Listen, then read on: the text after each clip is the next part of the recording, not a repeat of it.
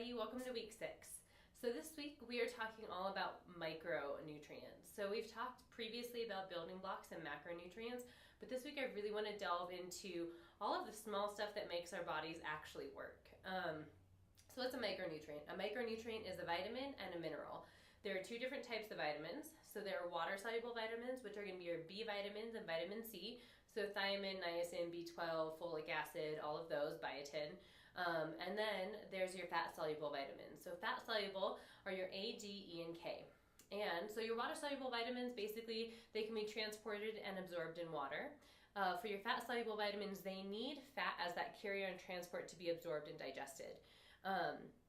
So that's really important. So a lot of times people, they get skim milk or skim dairy or something like that, or they're eating things that don't have fat in them when they're ingesting these minerals or vitamins, and so they're not really being absorbed very well.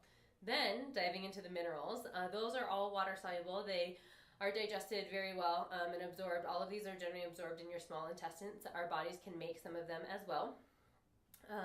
But our bodies can only take in so many minerals at a time. So for all of our vitamins and micronutrients, we have basically only so many cars. And once those cars are filled up, then the rest of them are just excreted.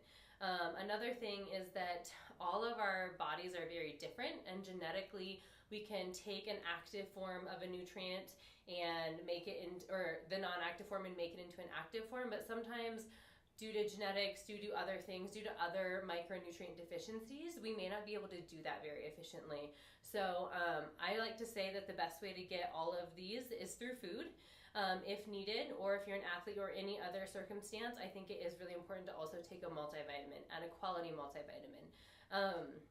So let's just talk about what some of these things do. So these are really important. So all of your B vitamins, they are in charge of converting the food that you eat into energy. So a lot of energy drinks tout that they give you energy. And so besides the caffeine, they also have a lot of B vitamins. But the B vitamins, like your B12, taking B12 in the morning is not going to be like taking a shot of caffeine. So little different. But what they do is they help converting your carbohydrates, your fats, your proteins, all of those in the biochemical reactions that happen in your body. So those are all your B vitamins. Then you have all of your antioxidants. Your antioxidants, vitamin C, vitamin E, really, really important just for overall health. What is an antioxidant? So an antioxidant is something that comes in. So say you have if you've ever heard of a free radical. So a free radical is kind of like this crazy little molecule with some arms here. And then with the antioxidants, what they will do is they will come in and bind these crazy arms so they can't wreak havoc in our body. So vitamin C is really good at that, but knowing that antioxidants, they can get oxidized really easily. So that means that anytime you're having anything that's high in vitamin C, so a lot of times people are like, oh, or at least they used to say that, oh, you can get a lot of vitamin C in orange juice, cool. But anytime that touches oxygen, that means a lot of that vitamin C is gone. So a lot of on the nutrition facts, if you look at certain things that have vitamin C or these antioxidant supplements, a lot of that's already been oxidized by the time it actually gets into your body. So some of the best ways to make sure you're getting all of the nutrients that you need is by eating fresh fruits and vegetables. So that is all of your antioxidants. And looking at each vitamin and mineral. So I go super in depth into what each vitamin does, its function. There's a list of how much you need and the best sources to get it from. But kind of breaking all of that down into a more simple form, the best way to get these things is, again, eating fresh fruits, fresh vegetables, eating your rainbow, if you've ever heard of that when you were a kid.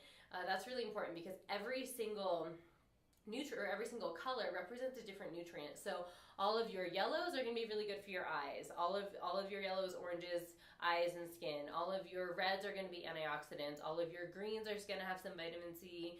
All of your purples are going to be also really good antioxidants. So I have a list of all of those things. So as long as you can eat a variety of them, and if you can eat multiple colors of them in a day, I say that that's pretty good. I also in the article go into organic versus conventional. That's a whole big argument, but looking at just overall, you're only as good as your food, and your food is only as good as its food. So looking at if you do have the means, the financial means to to afford organic foods, it can be really beneficial because they are held up to certain standards where they have to rotate their crops, they have to environmentally take better care of their crops, their soil, and their water sources. So basically the food that all of your food is getting is going to be better, and your food's only as good as its soil. So it goes way into that with the article of conventional versus organic. Some of you guys probably already know a lot of it, but just give it a glance over. It's really, really important information.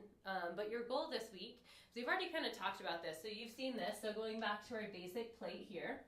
So if you remember, we were trying to get half of your plate of like 1 meal, 2 meals as vegetables, right?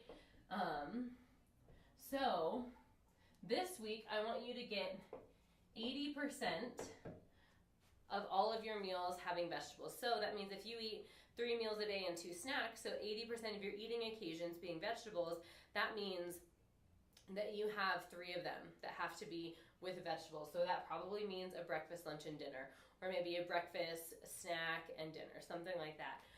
If you only eat 3 meals a day, that means you just have to get all of them with vegetables.